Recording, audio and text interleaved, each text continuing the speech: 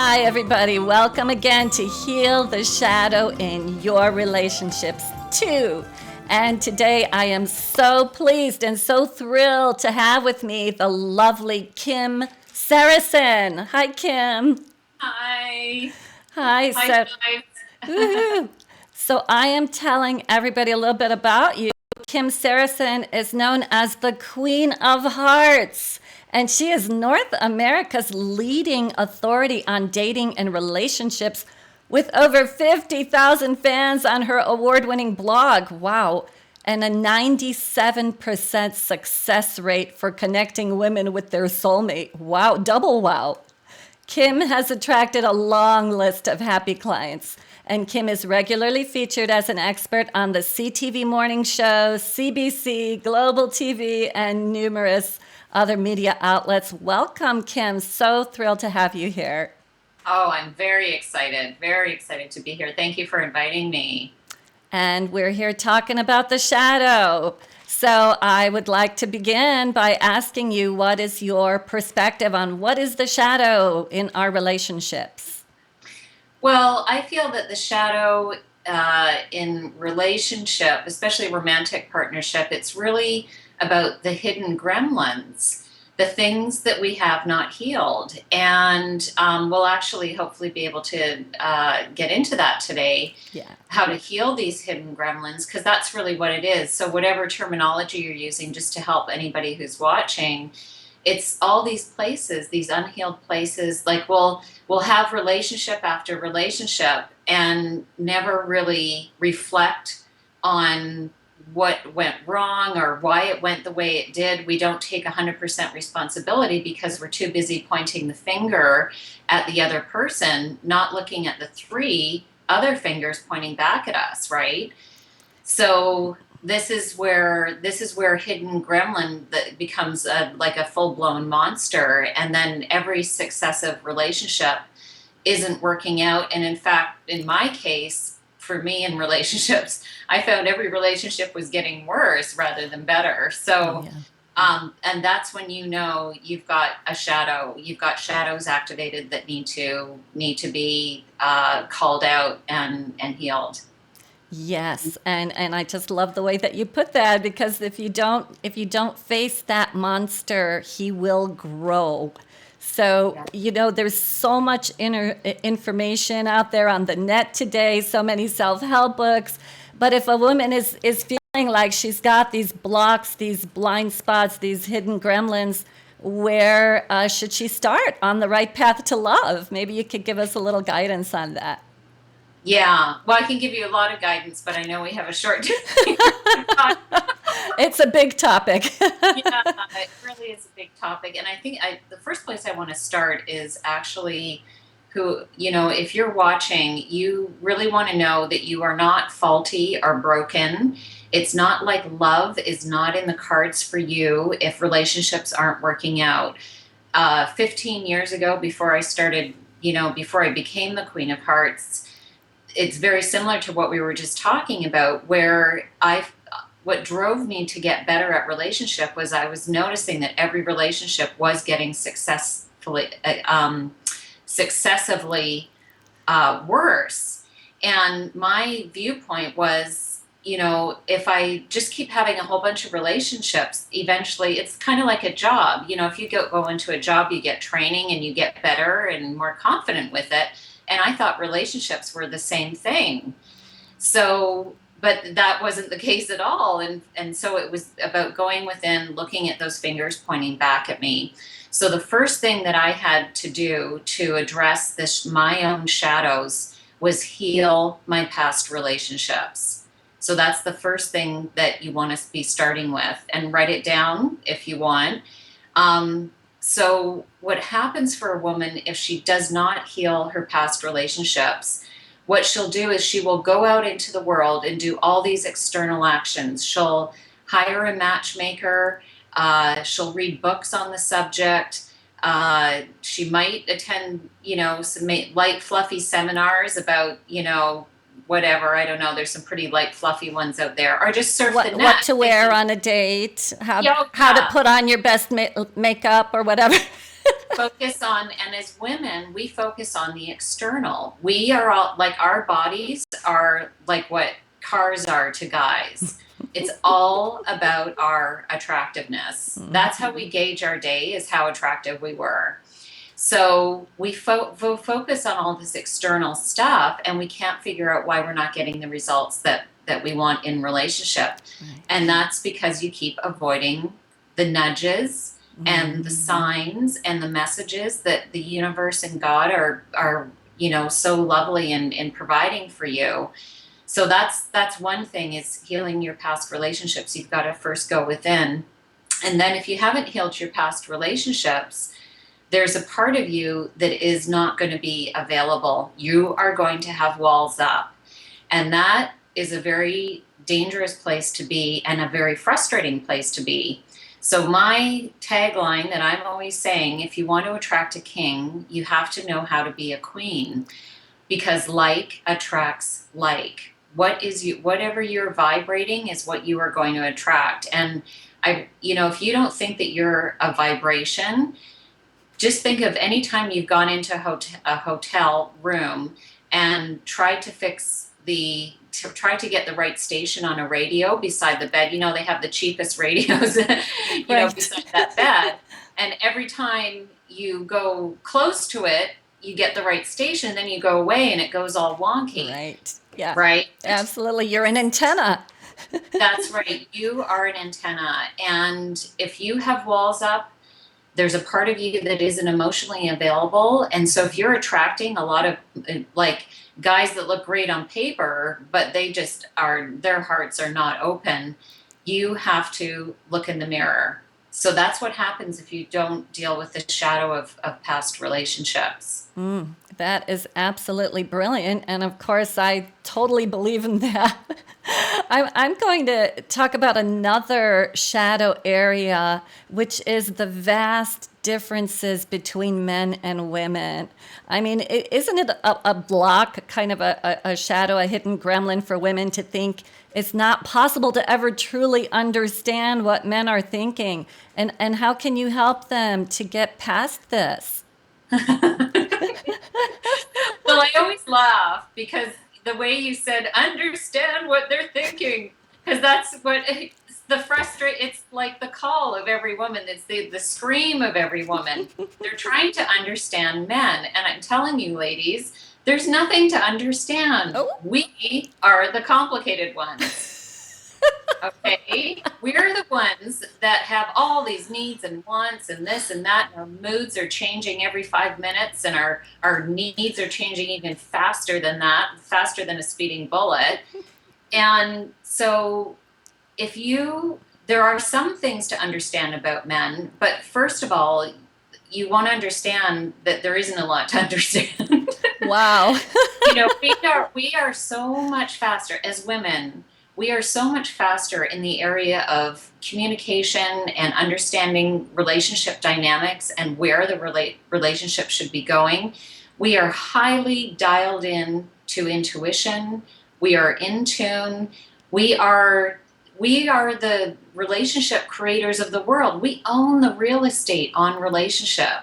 So there's so much we bring to the table. It's really about us. Don't feel like a man has more power than you. He might have his hands on the steering wheel of a relationship, but you're the one turning the wheel. He can rest his hands there, but you're steering the whole ship. And it's time that women really, truly own that. Be queen. So 2 big mistakes I see with women with regard to men is that you're treating men as though they're hairy women. Okay. So cute. So you're treating guys like they're your girlfriend, and you're talking to them like you're sharing everything. You're talking on 16 different tracks at the same time, expecting him to understand. You're expecting him to understand the volumes of text you just revealed with just the tilt of a head. And the reason that we think that is because, Neola, like I can look at you and not say anything, and I could download a ton of information, and you would just go, right? So we Yeah. could do have that. And we'd get each other. I'd get you, you'd get me. Exactly. I have with my best friend who lives 3,000 miles away, we have conversations all the time. And to the point where we don't even talk about things because we already had the conversation in our own minds. Telepathically. Telepathically. And so women have this telepathic ability, and we assume men are the same as us. And so we just assume you can read our mind and understand us. So no, he's not a hairy version of your girlfriend. He's a man, and he doesn't have that super power ability. Next thing is overestimating who men are and underestimating how much power you have with men. So as I said, we're steering all the time. If you remember that scene from a famous my big fat Greek wedding. I was just thinking of that. I was thinking if you didn't bring it up, I was going to bring it up. Yeah, I'm right there with you. See, psychic. We're telepathic. We had it. Yeah. Thanks for sending that without even having to say anything. I loved that scene in that movie. That was hilarious. So the scene for everybody watching that Neola and I are talking about is when the woman says, the man might be the head of the family, but I'm the neck. Yes. Yeah. Okay. So that's how much you have tons and tons of power with men. And the thing is, in your shadow part of you, though, doesn't get that. And so what you do is you lose yourself in relationship. You start looking at the man like he is the prize. And a lot of women are doing that because they're desperate to have a man in their life. And so if a guy even just asks you out for a date, all of a sudden he's on the altar because you feel so grateful that a man is asking you out, and it completely throws off the dynamic. So you show up on a date in just like he's the prize and you're some kind of second class citizen. You can imagine your behaviors and what the vibration he is going to pick up on. And he might not even be able to put his finger on it. He's just going to not be compelled to call you back or ask you out again or end the relationship. Yeah, that's us giving our power away, which is so sad. Yeah. Yeah. So I don't know if this rolls into that, but you talk about if women knew how much men want to make them happy, they would be asking for a lot more. And I think this is exactly what you're talking about. And this is such a blind spot for women. Yeah. So it's going back to that thing that I was saying before about how we think a man can read our minds. Valentine's Day is the perfect example of that. So you're at your desk at the office, typing away on your computer and doing your different things and going for lunch. And in your head, you have this ideal vision of what that night is going to be like. You're envisioning candlelight and chocolates and a foot rub, massages, a beautiful dinner, a new dress, all these things. And you're beaming that to him across to his office, 40 blocks away, assuming he's picking up on it. And then you get home and he walks in the door with a 6-pack and a video. And you're like, what? And he said, well, I thought you wanted to have more just you and I time. Okay. So the thing here is, so the gremlin, so the shadow is not telling men what you need. Yes. And assuming that he can read your mind. If you don't tell men, if you don't train these guys, they've become a real pain in the butt. If you don't train a guy to suit what your needs are, because you have to know a man arrives on your doorstep absolutely ready, willing, and able to produce whatever it is that you want. However, his programming is, he's got chips in him implanted from all his previous relationships. So all the things that worked for all his other girlfriends in the past, which maybe doesn't work for you.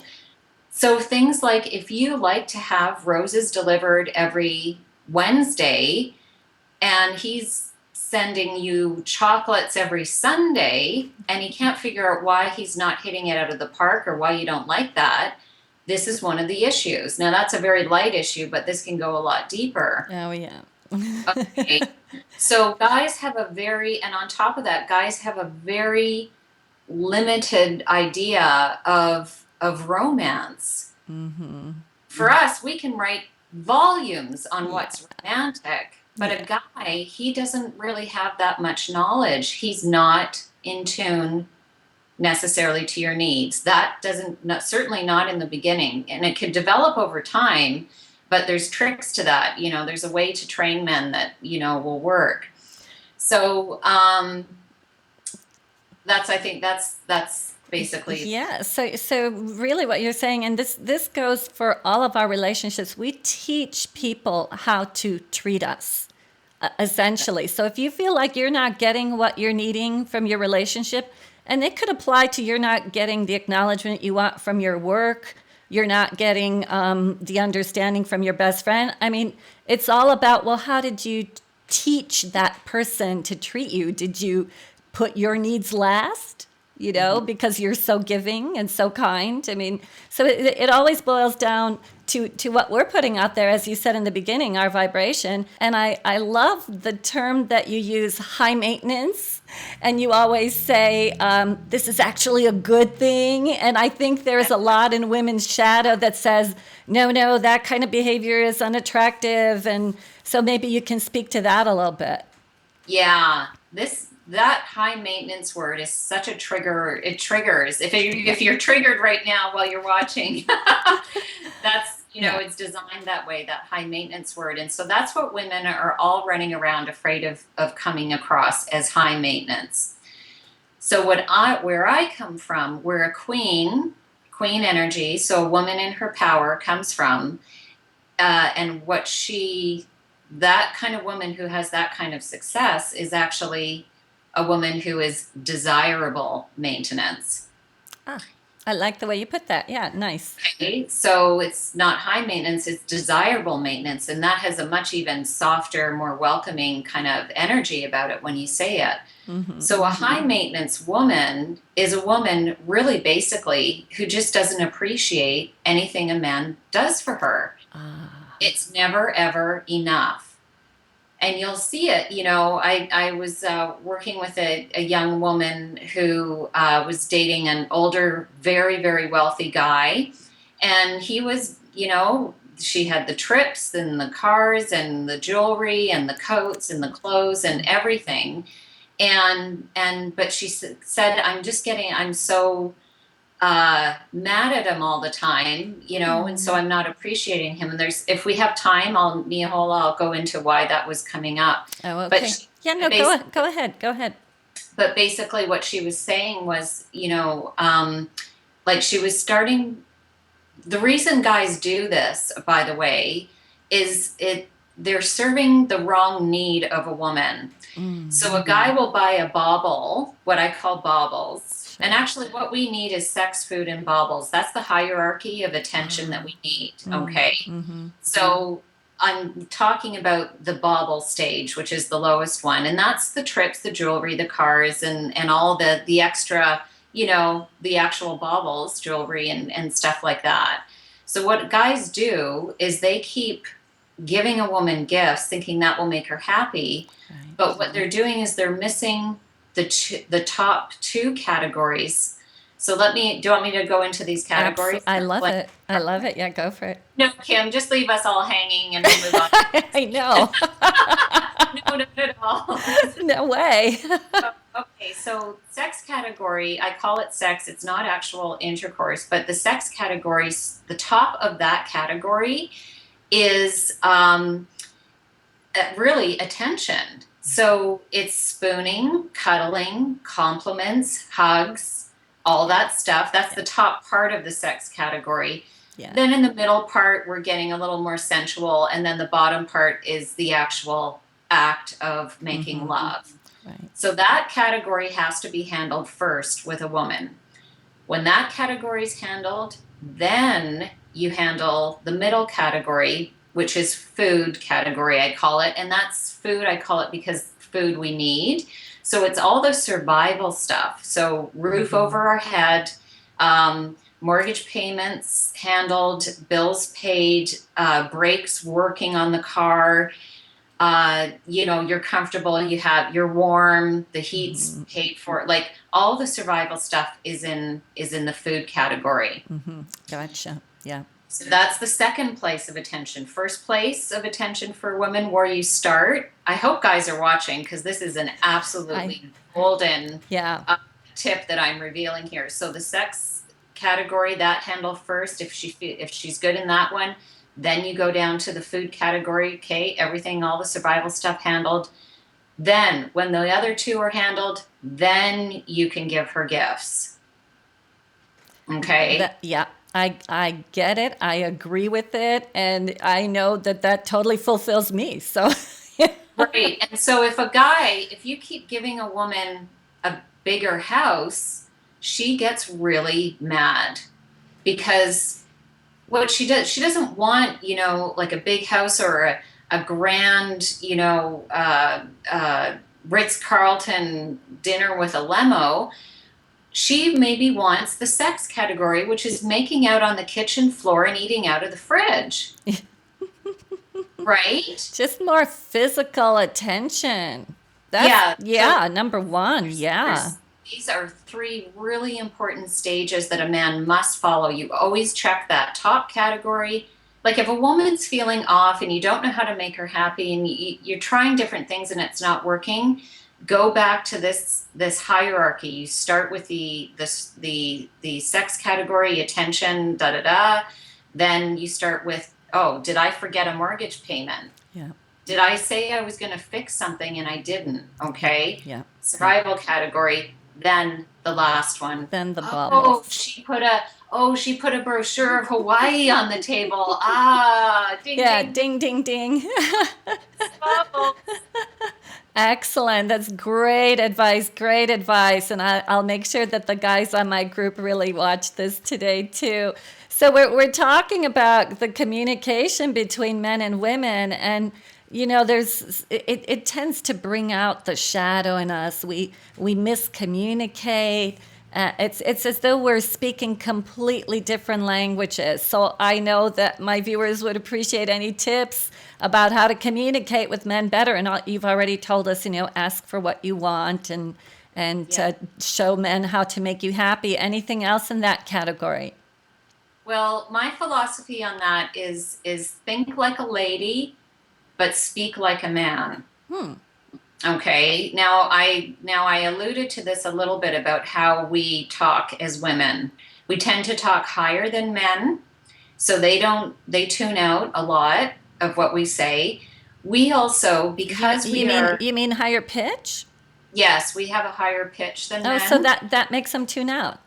Yeah, a little bit, very high. Interesting. It's Interesting. too high, combined with the fact that we are very, very random creatures naturally.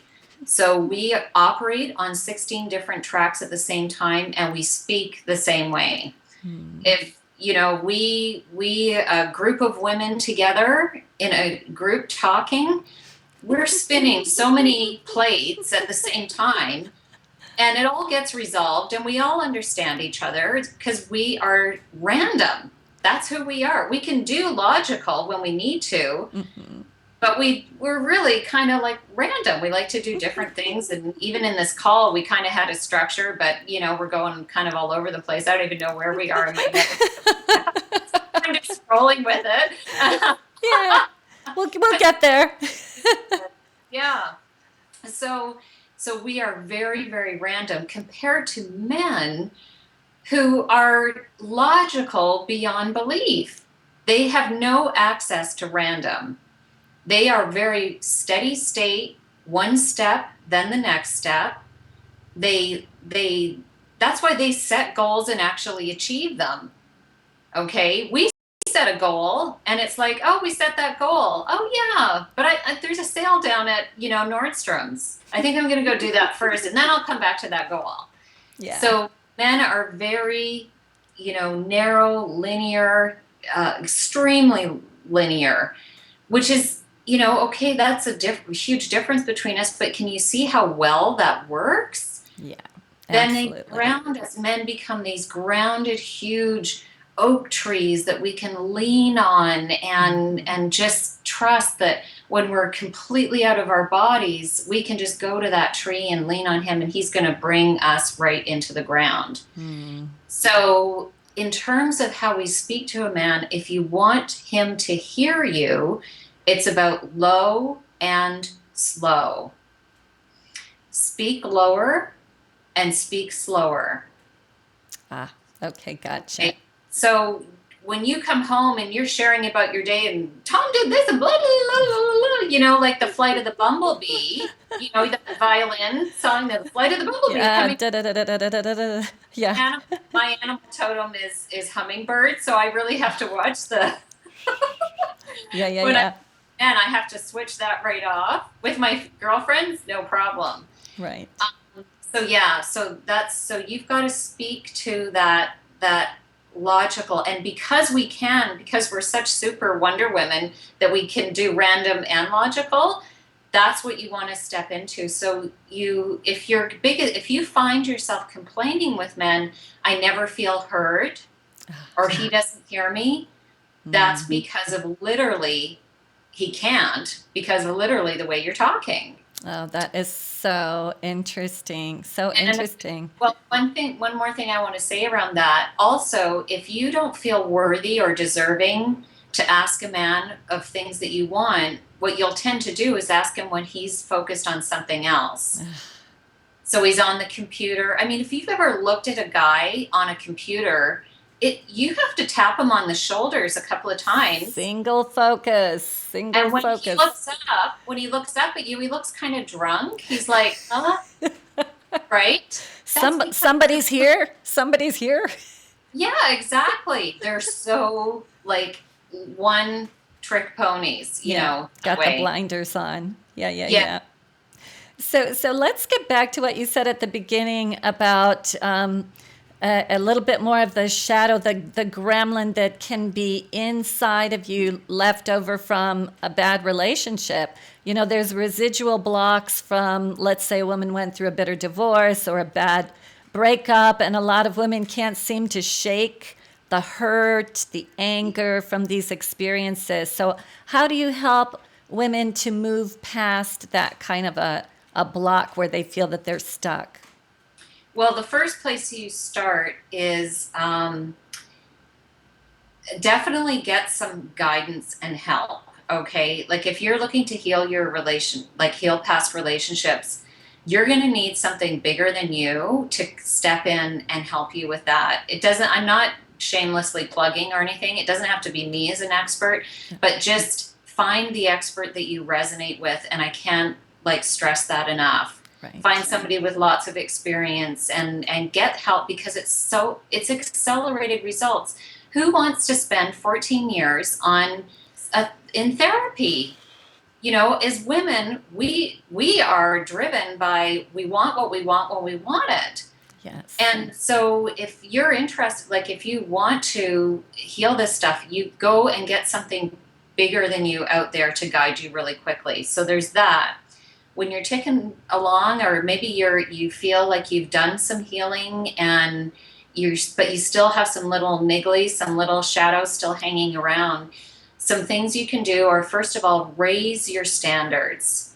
Figure out what your standards are with men, what your expectations are of him in relationship overall, and also what you truly value. What are your deal breakers?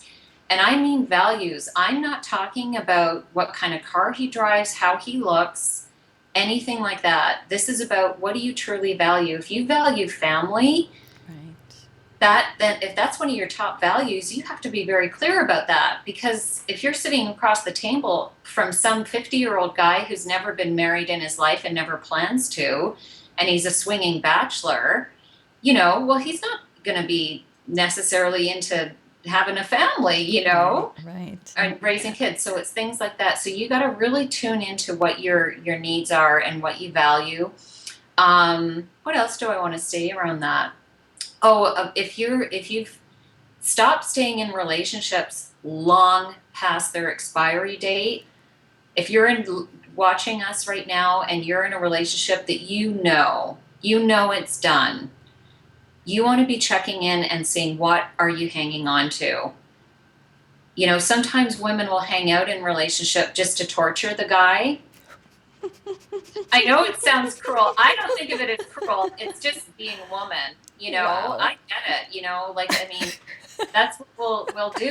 We stay long past the expiry date. Or else we really are into like, I still got to change him. I haven't changed him yet. Yeah, that's another one. That's another shadow, you know, because, and honestly, I want to speak to that because how the relationship begins and who the guy is in the beginning is pretty much how it's always going to be. Yeah. If your relationship starts off with a lot of up and down and volatility, on again, off again, if that's happening, that is the nature of your relationship until you leave each other. So you have to know, like all those signs, it's never going to one day, someday, going to get better. And if you'll notice, if you have one day, someday activated, you'll see that show up not just in relationship with men. You'll see it activated in with a lot of different things in your life. That you know, oh, one day, someday, I'll have enough money. One day, someday, I'll quit my job and start my business. So look for that pattern. There'll be connections there. Right. Yeah. Yeah. Well, Kim, you have totally given us so much valuable information. I totally appreciate it. And thank you so much for your time and for your wisdom and for being here with us and giving us really so many valuable pointers and teaching tips. So appreciate it.